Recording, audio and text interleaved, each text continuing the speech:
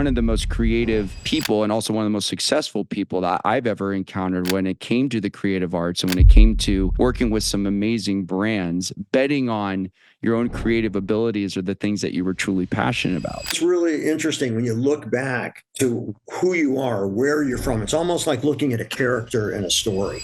Stories can change, and so can you. And even the story about yourself that you have. One has to have the ability to stay curious. Most people don't pause and think about, well, what did they really want to do? You do that kind of deep dive, that examination, because you feel that something's missing.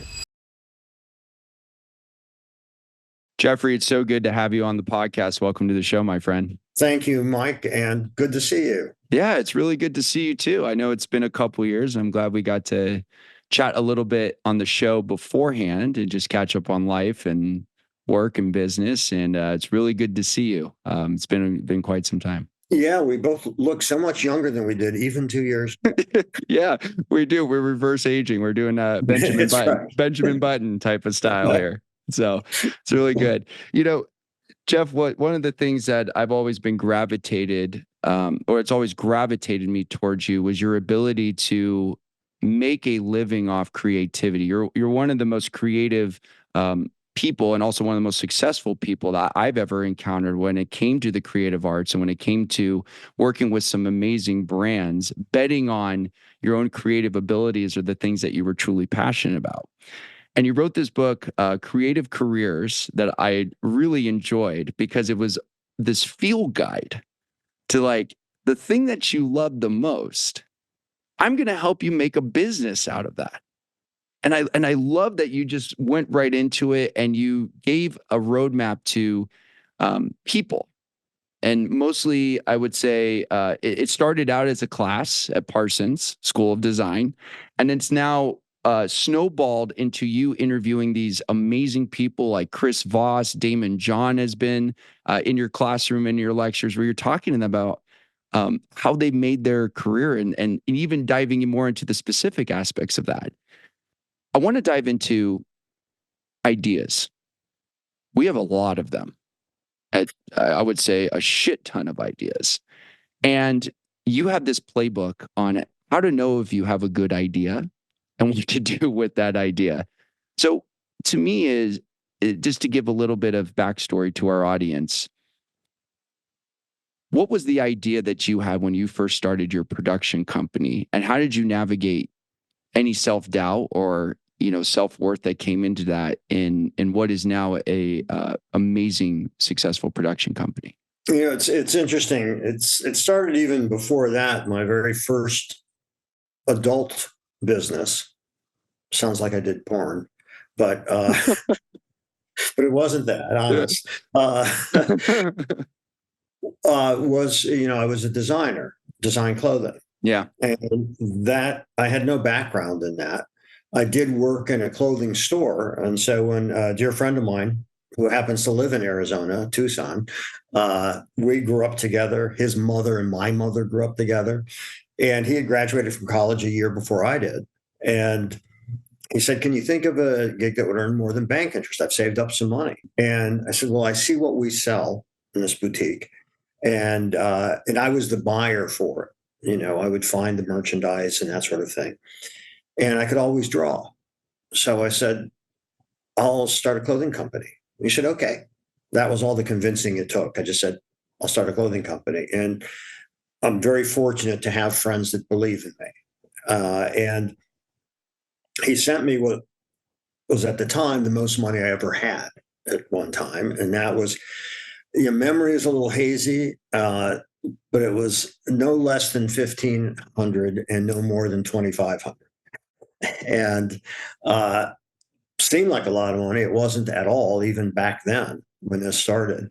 And I just had, and it was probably not well earned yet, but I just had the sense that I could figure out how to do what I was doing. So the old trial by fire is what I did. And, it worked. And it worked because I was ignorant. I was very ignorant.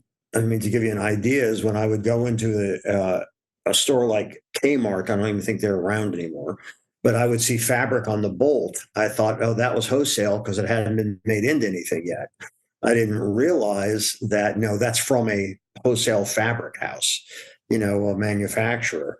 So I knew very little. I was ignorant, but fortunately not stupid. And the difference between ignorance and stupidity is ignorant, you can learn, stupid's forever. And Mm, fortunately, I was ignorant, but not stupid. So I learned and quickly learned the business. And I had basic business fundamental knowledge because my parents, they were entrepreneurs. They had their own business. It was actually clothing stores in Akron, Ohio. And so that world wasn't totally alien to me. And business and markups, I used to receive the merchandise when I would work for my parents. And so I'd have to receive the packages, check off the quantities received with the quantities on the invoice, make sure we were being billed properly. So I actually, by osmosis and by doing it when I was quite young, I learned certain principles of business. And, it's funny because I didn't, of course, until I started thinking about my past, I never thought about all these things that impacted me along the way. yeah. And so some of that foundational work was really thanks to my parents. And at the time, I didn't appreciate the benefits I was getting, from doing that work for them. Uh, Sure. but it served as a foundation for business that has served me to this day. And one of the things that you said was so interesting was the osmosis approach.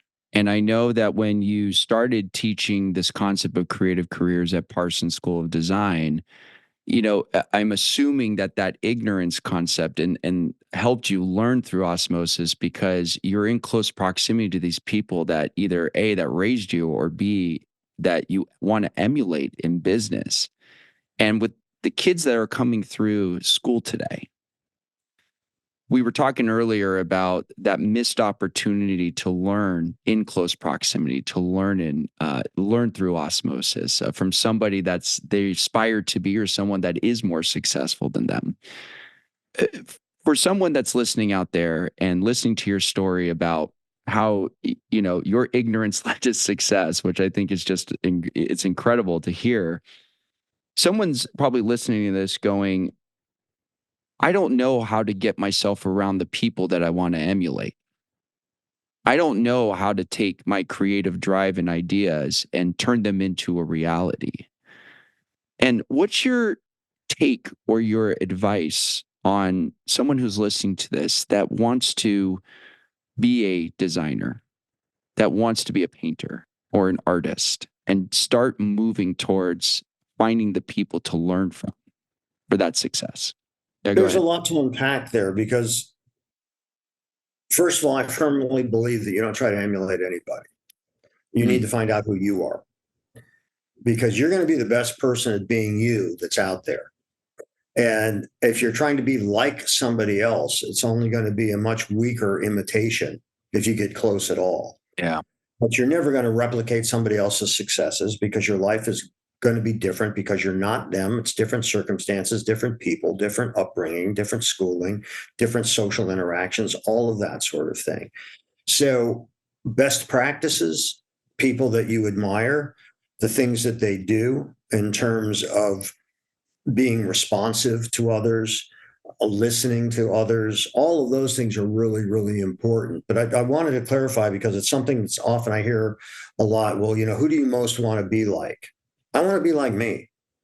Mm. And so I need that core to know what that actually means. And one of the things that I used in my class, and I think is very fruitful, is what lit you up when you were a kid? What is it that you really enjoyed doing That's a that you great got question. pleasure from? Great Yeah. question. And thank you. And I would ask my guests that, and I would say, if we knew you when you were younger, when you were a little kid, would we have seen any indication of what it was, what you would become later. Your friends say, "Oh, that made all the sense in the world. I knew Mike was going to eventually write a book about his relationship with his dad." That all made sense to me. And most people don't pause and think about, well, what did they really want to do? And for whatever reason, I think it's because my parents were entrepreneurs. Yeah. I never thought about, I'd really like to get a good job. I never thought about that. I never thought about getting a job. It's kind of always, I don't know if assumed is the right way. I just didn't think about getting a job. I just knew that I would start a company at some point. And by the way, my sister's an entrepreneur too. She's had a very successful retail store, high-end women's fashion in South Carolina in Charleston. And I think that the main thing that contributed to us being entrepreneurs is that's the behavior we modeled from our parents. My Yeah. mom and dad worked really hard. We never saw the struggle, by the way, as kids. We didn't have a real sense of that because we never wanted for anything. My parents were comfortably middle class. And so it's really interesting when you look back to who you are, where you're from. It's almost like looking at a character in a story. Yeah. Who are they? What drives them? What are they willing to do to get what they want? All of these kinds of things. And so I think that the first step is really a deep dive into who you are. Yeah. Which, by the way, I imagine you wrote the book that you wrote, and I had read excerpts from it. A big part of that is self-discovery. I don't know if that was your intent. Yeah. But okay, so you know what I'm talking about. Yeah, absolutely. And it just even to double click on that and open it up, it's something that I found that, the origin story that I had specifically with, knowing who I was to, find out who I was raised by.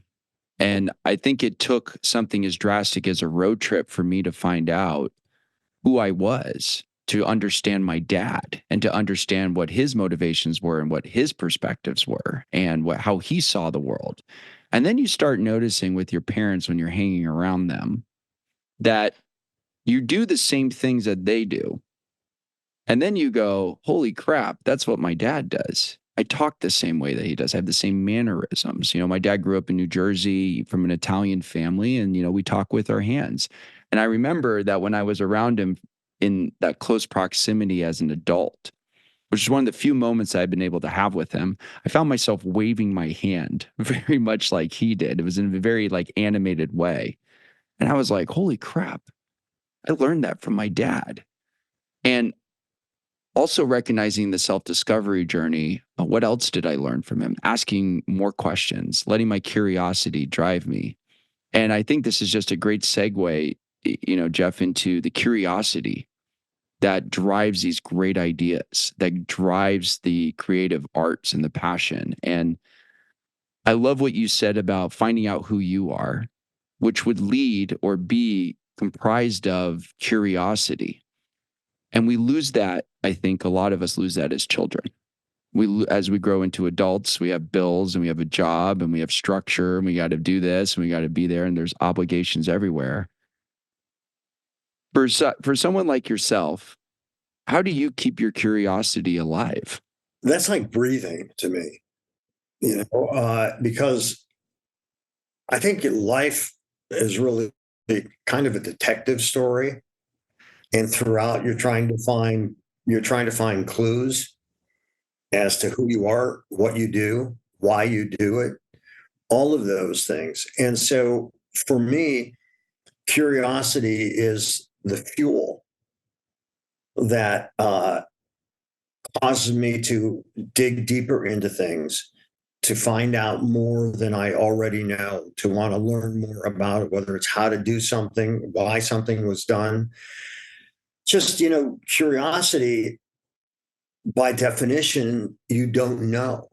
And that's why you're curious about it. And I think there's nothing worse than being around people who think they do know about everything. Yeah.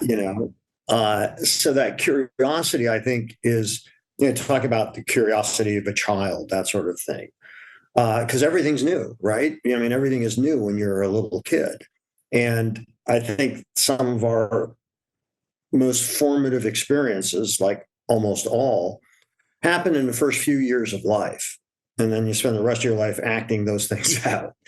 And unless you have some, and I hope people don't, but unfortunately it happens, tremendous trauma, that can also change behaviors. But I think that it's curiosity is something that I can't. Am I curious about what it would be to not be curious? Uh, I think that is what fuels knowledge, fuels exploration, that search for answers, and I think that's to me a lifelong quest. And again, I was very fortunate. My parents were terrific. They always read books. Both my mom and dad always had a book on the nightstand. They were always reading a book. And, it's because they were inquisitive. And I had teachers that would say to me, "Why do you ask so many questions?" Like that was a problem. And my fourth grade teacher, Mrs. Ripley, who I remember so vividly, and in my book, I even acknowledge her. Mm.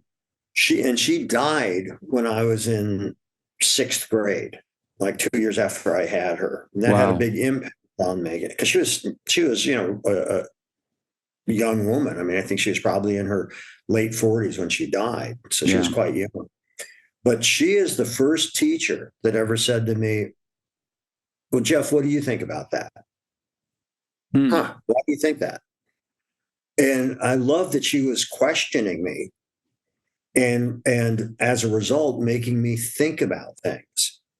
That's and i great. think Wow. and I think that critical thinking and learning how to reflect is phenomenally important just in life, and then applying that when you look back. And we all, by the way, I believe we all find our and create our narratives looking through the rearview mirror, and our memories aren't really reliable. Yeah. Things change and the narrative changes. And there are people that will say, "Yeah, it all made perfect sense." You have no idea whether it made perfect sense or not. But you've created that narrative that it does make perfect sense, that you are where you're at. And you'll only connect those dots that lead you to where you are. And you'll believe that that's how things happen, when in fact, that isn't how they happen. And so we're not nearly as rational as we think we are. Yeah. And we tell ourselves stories and we create our own mythology about who we are. Uh, and I think that, again, going back to your book, I'm sure it also opened up some real pain points. First, your reason to even write the book in the first place, because you wanted to repair something. Yeah. This is just my conjecture. You No, didn't say I that. love it. Please continue. But you do that kind of deep dive, that examination, because you feel that something's missing, something I want to know. There's a mystery. Again, back to the detective Right. story. Yeah. What are these pieces? What is this? Who am I? Why? Why do I react this way? Mm. All of those kinds of things. And I think those are very important questions to ask, because when I said that I never wanted to be anybody else, I never thought about that. I never wanted to emulate anybody else's behavior in that way. I mean, it's not entirely true. I wish I was a badass like James Bond. Yeah. You and me both. That would have been cool. I wish I would have had the physical self-confidence of Bruce Lee. Yeah, that would have been cool. Yeah. But Right. uh, I never, in the serious aspects of life, thought that I want to be just like X. Yeah. I want You, to discover who I was. something you said about stories, and this, I think it's just so important that we touch on this, is that, first of all, from the memory aspect, I believe I read somewhere that that half of the memories that we can recall did not happen the way that we think they happened. Yeah, So the probably a much higher number than that. yeah, But more than like a 50% sounded good to me, right? I could be completely, could be trying to sound professional as possible with that. But I think that the point that I'm gathering here that I think it's really important as we're having this conversation is relying on past events in and recalling those to think that, you know, we can make sense of everything is not reliable. And what's more reliable is your ability to open yourself up to questioning what's happening with you now and what is coming into your field of awareness, especially when it comes to storytelling or when it comes to the pursuit of a new venture or when it comes to the way that you see yourself and see other people. You know, eh, people change. They do change. They don't change that much, but they do change. They go through growth seasons, and so will you. And I think to further expedite that growth, you know, one has to have the ability to stay curious. And to talk a little bit about, you know, what happened with me, it was I had memories of my dad that were not so great. And when I allowed myself to go on that trip and open myself up to curiosity, I actually had recognized that the way things had happened had not really happened the way that I recalled them. They happened to fit a narrative or a story that I was hurt or that I was harmed. But then when I heard from my dad, the reason why something happened the way that it did, it wasn't out of a place of justification. Rather, it was, you didn't hear about the nights. I remember he told me this when we were driving from Louisiana to Florida. He said, Michael, I never told you about the nights where I worried about making payroll. And I never told you about the nights where we lost a big client because he was in the ad agency business at that time. And he said, I never told you about the nights that I would sit up 3 a.m. watching you sleep going, how in the hell am I going to go get another client after that? And I remember as a kid, I was so mad at him for working. And then I recognized, wait a minute, I now understand why he did that. Because he didn't want me to have to worry at 9 years old, at 10 years old, at 12 years old, um, about what are we going to do, Dad, if you don't make payroll? He kept me out of it. It was one of the greatest gifts he ever gave me. And that was his story that I had for a long time that got shifted because of that. And I think, right, right, and I think what's beautiful about this is, and to kind of segue into the importance of storytelling, you know, specifically around who you are. And then, you know, in today's day and age, the importance of the personal brand, right? Or any brand that you're building, those stories that you have from your past or the stories that you think you have. And then also the power of storytelling within building that brand. What I've learned so far, Jeff, and I would love to hear more about this. What I've learned so far is that stories can change and so can you. And even the story about yourself that you have. Something that came up for me as we dive into this is that many of us are trying to build a personal brand in this day and age. Many of us are trying to be known for something online. We're trying to build a company and be known for that company and the founder of something great. I feel like everybody's in a freaking rush to like be so successful really quick. Like, I have to do it now. That there's no runway, there's no timeline to build something and look back at the legacy at the end of your life. Something that I want to just have you share about is the importance of storytelling as part of your brand. And there are people out there who don't think that they're good at storytelling. Do you believe storytelling um, is a skill that you can learn? I think the answer is yes, but that's on its most basic level, Hmm. which is understanding story structure. And you can do that. But in order to build the structure, the meat on the bone, so to speak, that takes creativity and imagination. And so that's how the structure becomes something that anybody wants to inhabit. So I think story structure is really important and interesting to learn, but you have to be willing, like I'm guessing you were, to open up a vein, you know, because it can be really painful where some of this stuff takes you. But Right. if you avoid those things, it's also not very interesting. Mm. You know, whenever, I hear people basically talking about how they have the perfect life and they've achieved a balance, between their work and their relationships and all of that, it's just not true. That doesn't mean that there aren't times that you are in that dance and it's working really well and the rhythm's going really well. But there are going to be times like what your dad talked about, Yeah. that I think it's under the psychological term for this phenomenon is shit happens, you Yeah. know, Yeah. and those are the things that how you deal with that shit, how you deal with those obstacles uh, is what's really important in the true test of who you are. I think that the notion of personal brand, and I'm asked this a lot because I did brand work for so many clients. Right. Yeah. I honestly think that the concept of a personal brand is total horseshit. Mm. And I think that because what your personal brand is, and I define it two ways, is one, what do people say when you leave the room? you know, that's your personal brand. You know, wow, that was a really interesting person. I like what they had. What an asshole, whatever the response is. And so what your personal brand is really is your reputation. And you should guard that.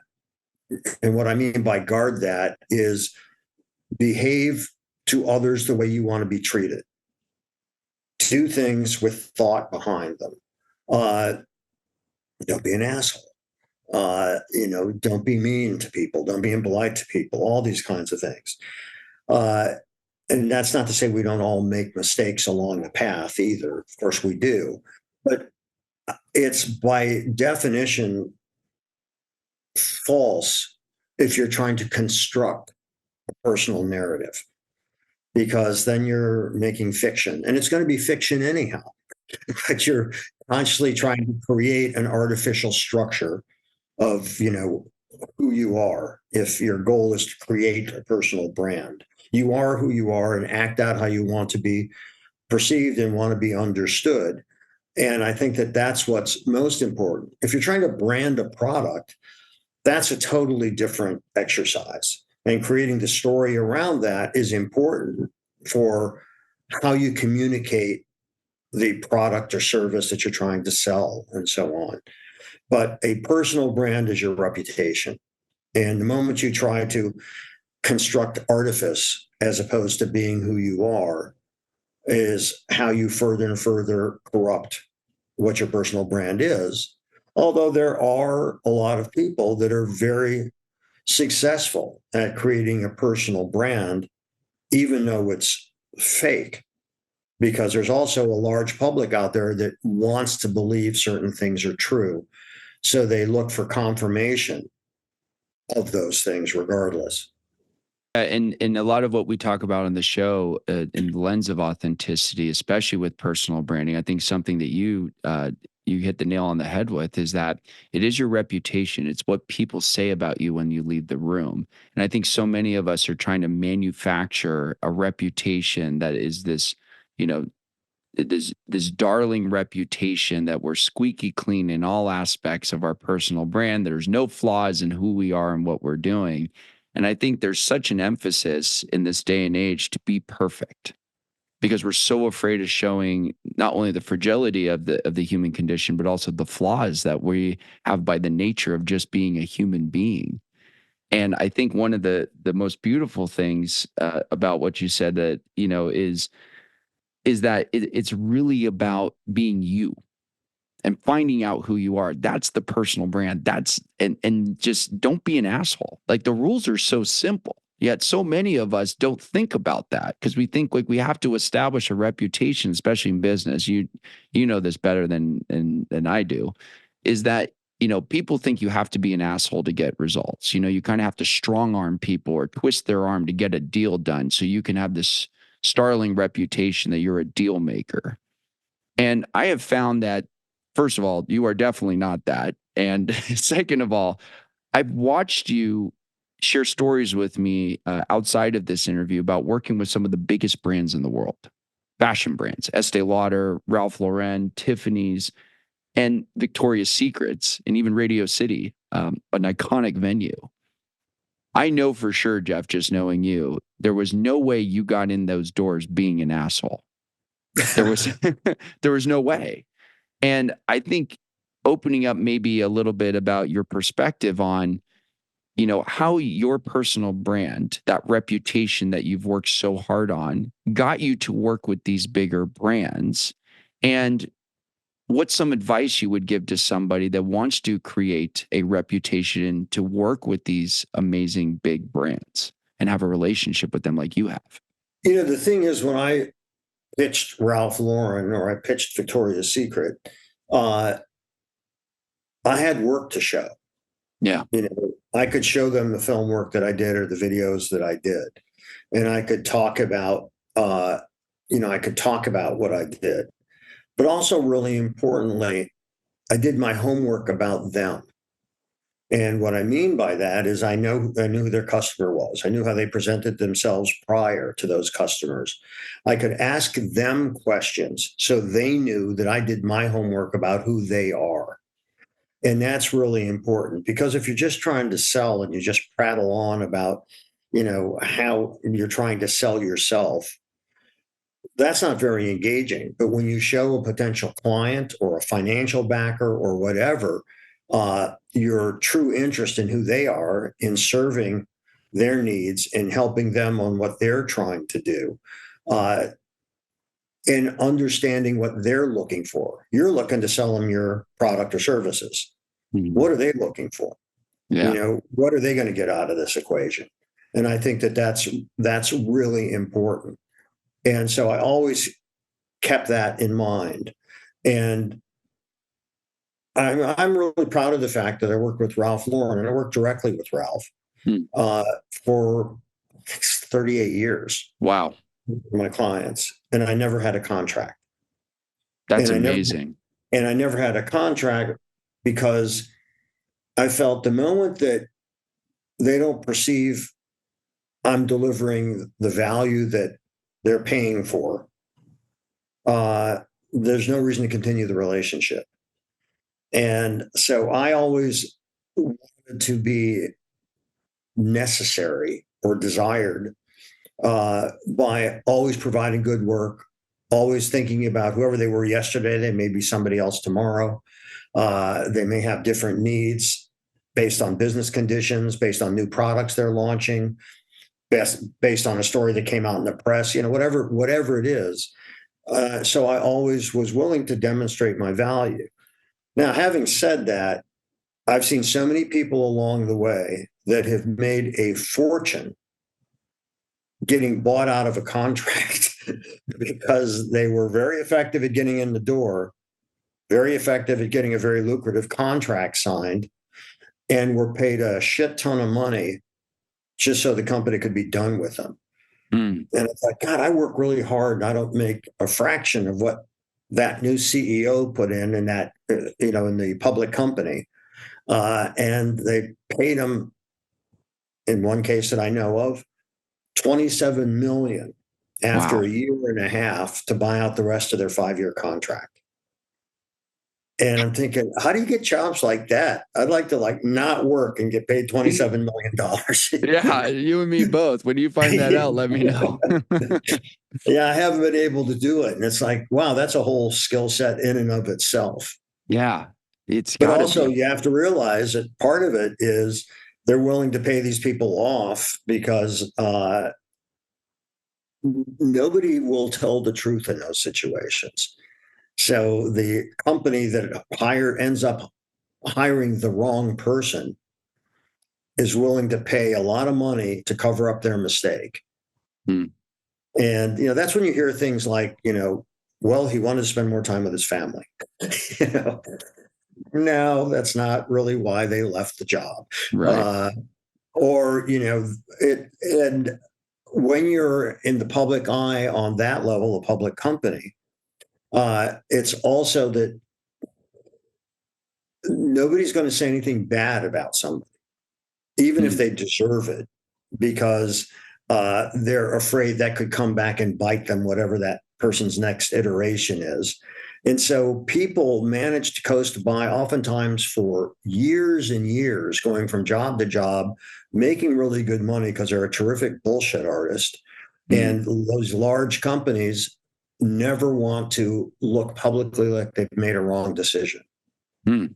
So there's a whole psychodynamic in that. And because my parents were small business owners and they always had to understand their clients, I mean, it was a high touch business they were in. Right.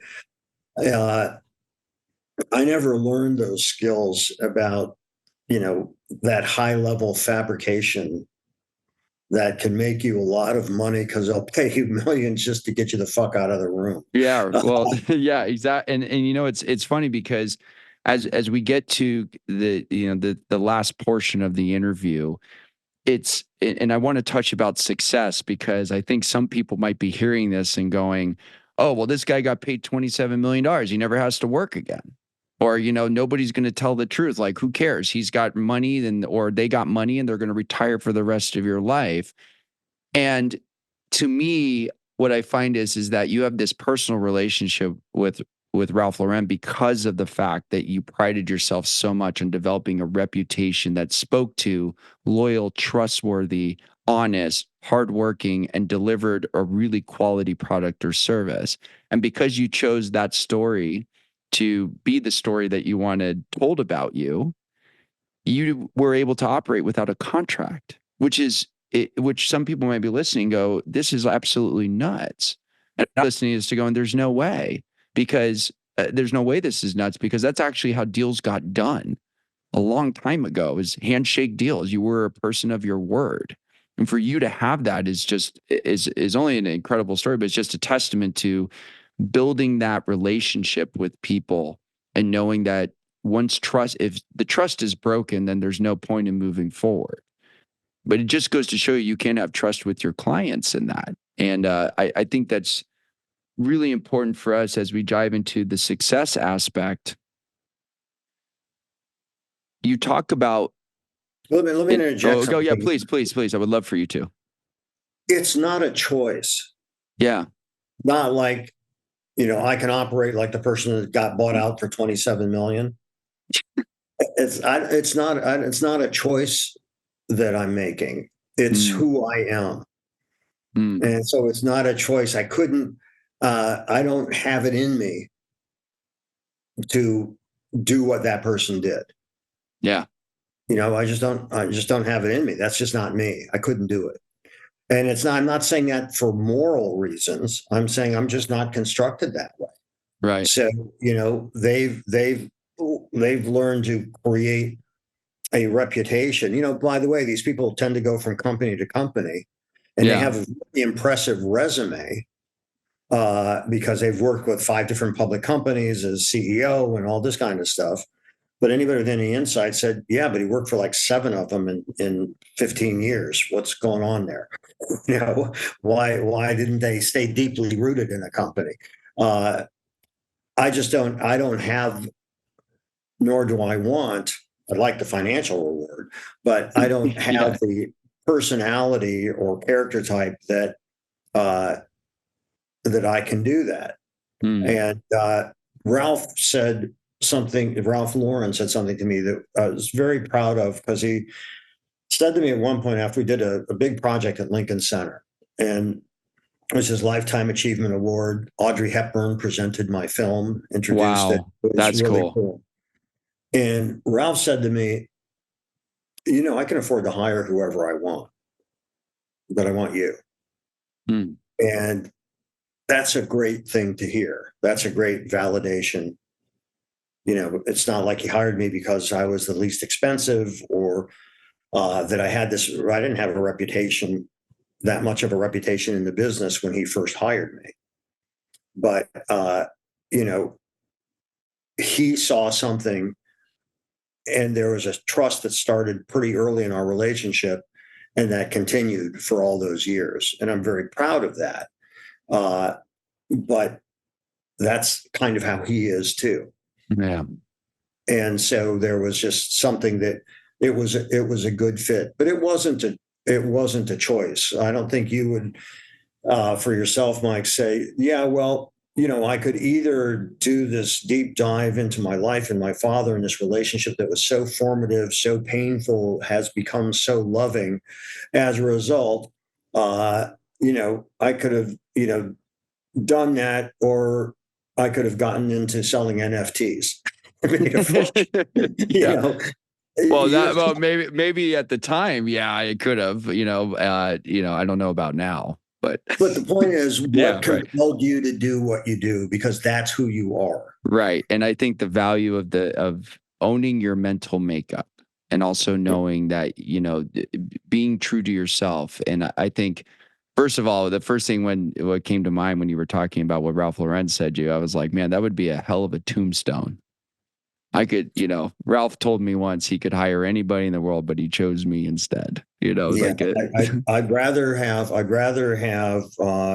that he loved his wife and kids, and they loved him back.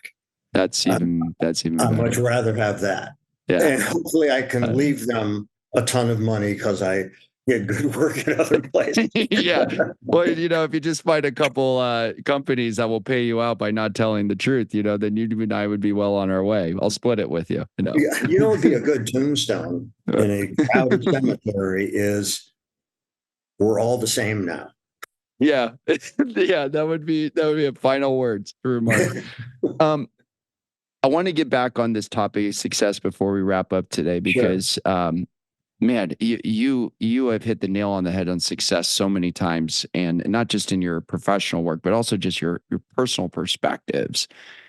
God, there are so many people out there who are just putting a lot of their success on these external markers such as cars, houses, money, people you've worked with. And I think so many people are getting caught up in that the bank account rises and they think they're awesome and amazing and look how much money and success I've had. Bank account drops. Oh my God, what am I going to do? No one's going to hire me. I'm worthless. The rhetoric just goes on by the fluctuation of bank accounts or who we're dating or who we know. And something you've talked about is defining your own success and what that means to you and the importance of it.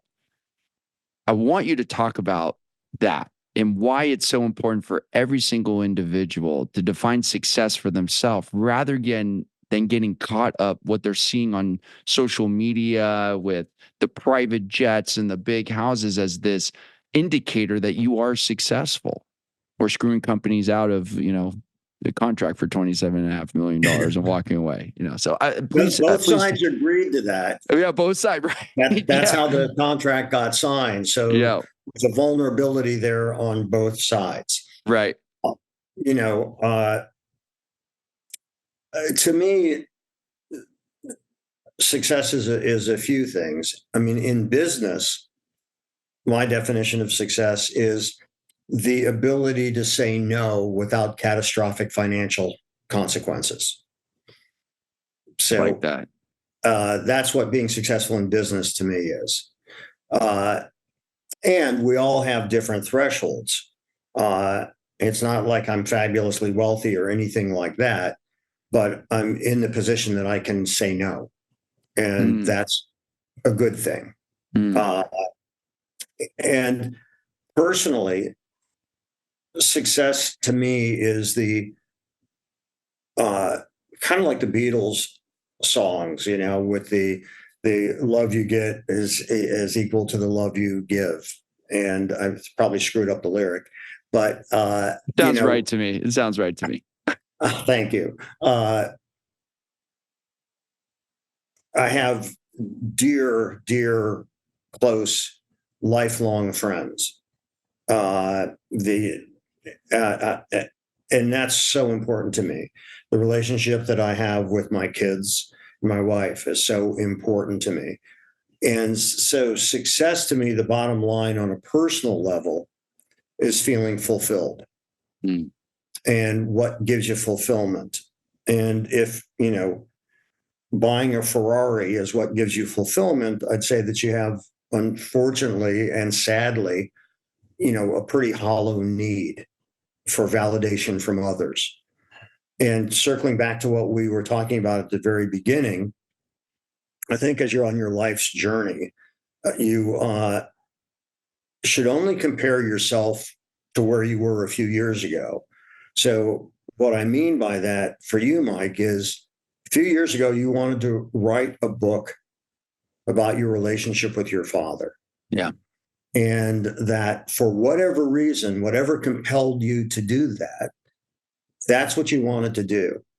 So if you look back a few years, that's what you wanted to do.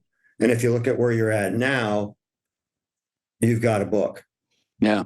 It's You right there. told the story you wanted to tell. That's right. Yeah. You told the story you wanted to tell. You spent the time with your father to, I wouldn't say repair, but create a new kind of relationship with him. Yes, you're right.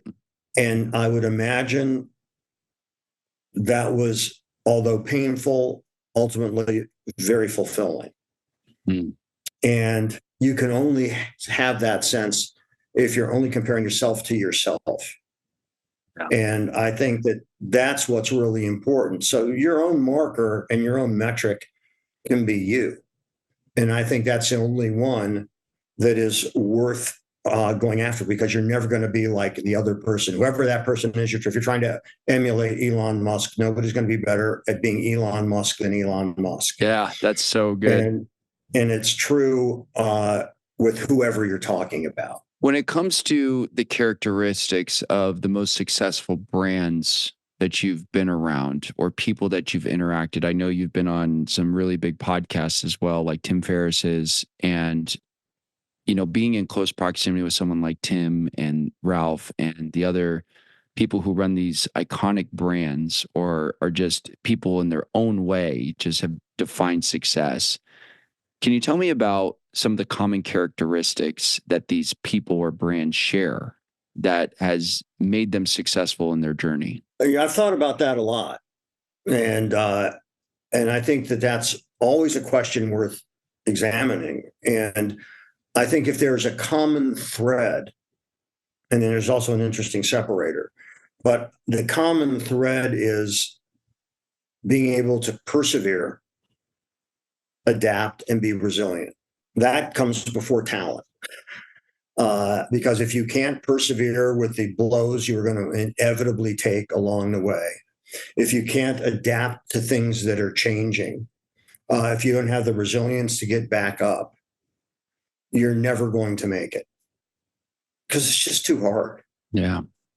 And being an entrepreneur is hard. Yeah. Like your dad told you, and like with my parents, by the way, I never knew until I got older and we talked about it, the hard times they had, because my sister and I never felt that when we were kids. Yeah. There's always food on the table, but I didn't know some of the pains they went through to make sure that they, like your dad, could meet payroll and just those things. And I didn't find that till later either, which is, by the way it should be.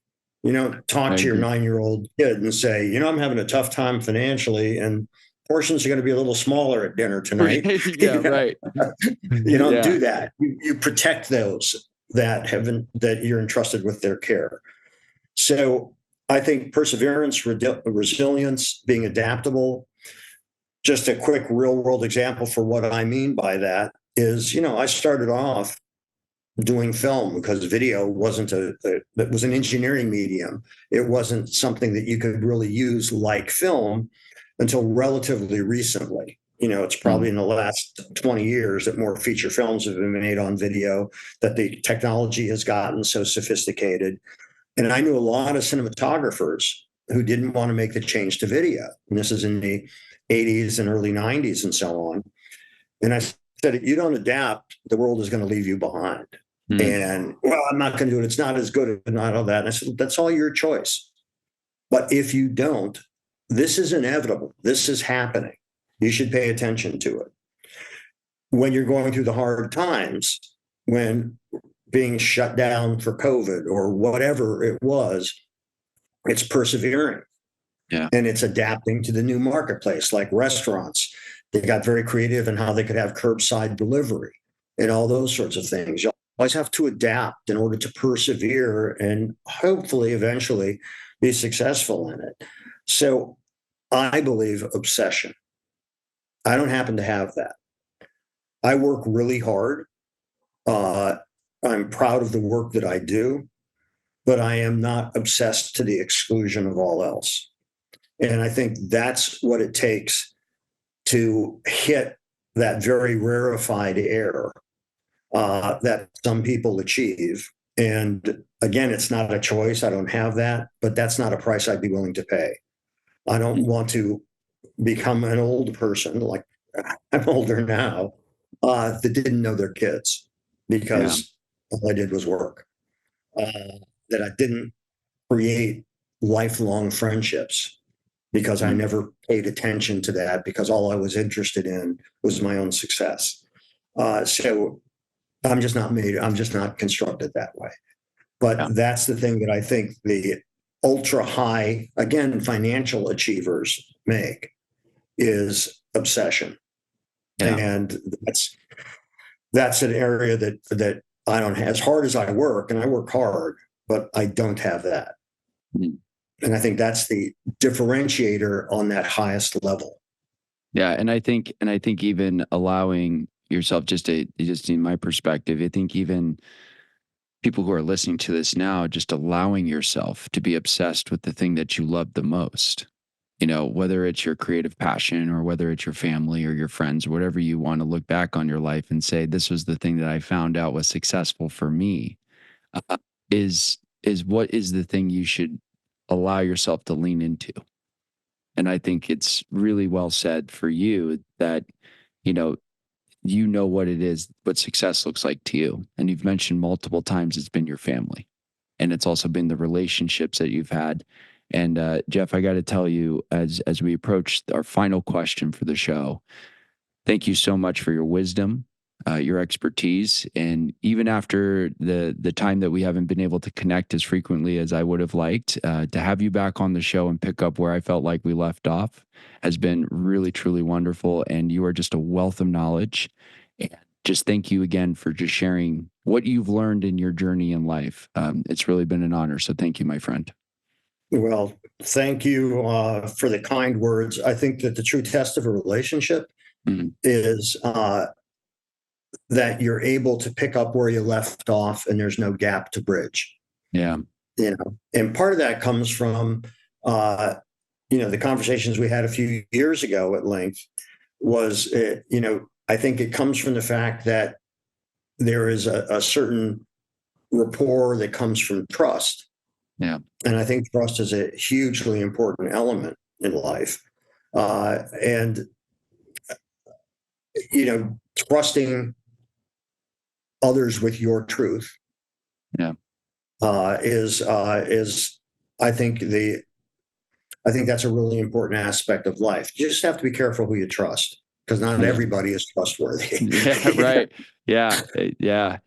And speaking of truth, as you know, we ask every single guest on this show what their definition of living their truth is. So, Jeff, what is your personal definition of living your truth?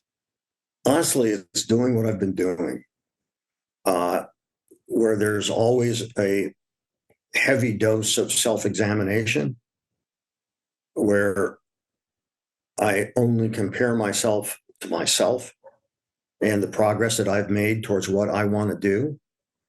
And so living my truth is that it's not any kind of a false construct of what I want to achieve. It's pursuing those things that are most important to me. And and I think that's something that happens over a lifetime and on a moment to moment basis because we're all making choices all the time. And so those choices that you make, when I've gone out to dinner with potential clients and I see the person treat the wait staff as if they're invisible, I'm sitting there thinking, what an asshole. you Yeah. know, Right. you know, just what does it take to be a decent human being? Doesn't take a lot. I don't think you're more important because you ignore those who are you perceive to be beneath you. I don't see that as a virtue. I don't see that as a sign of, wow, they're really successful. I see it as a sign of you don't have regard for others. Mm. And that's ultimately going to rupture the relationship we have because by definition, you're not going to have regard for me either. You know, Yeah. no longer useful. You know, Yeah. so, Right. Yeah. I've said to my best friend, we were actually just talking before the podcast started, and we've been best friends since third grade. Wow. And I said to him, you know, Ellis, if I knew the divergent paths our lives were going to take, I would have never invested over 65 years in our friendship because you're of no practical use to me. Mm. But it's too fucking late. I made too much of an investment in this relationship. So don't fuck it up. You know? Jeff, that's such wonderful words, and also just a testament to who you are and just how much you value your friendships and your relationships, and most importantly, yourself. And so I want to thank you again. And thanks to all of you for tuning in to this week's episode of Live Your Truth Now. If you like what you heard, go ahead and give us a follow on Apple, Spotify, or wherever you get your audio podcasts. You can also watch other episodes of Live Your Truth Now on our Live Your Truth Media YouTube channel. This is Mike Liguori. I will see you next week. Take care, my friends.